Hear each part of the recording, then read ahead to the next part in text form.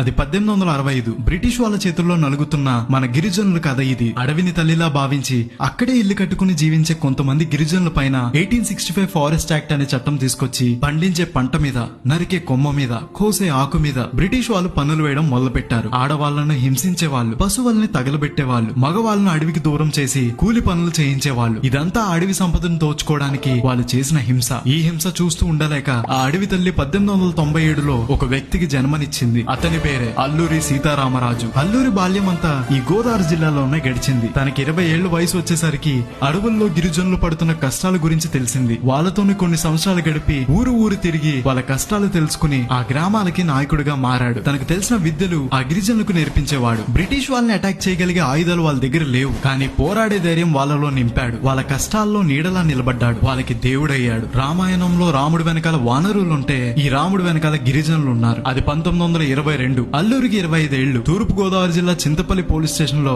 ఆయుధాల దోపిడీ చేయడానికి ప్లాన్ చేశాడు. తర్వాత ఏం జరిగిందో తెలియాలంటే నెక్స్ట్ వీడియో దాకా వెయిట్ చేయాలి. ఇలాంటి మరిన్ని వీడియోస్ కోసం గోదావరి స్టేషన్ ని ఫాలో అవ్వాలి మరి.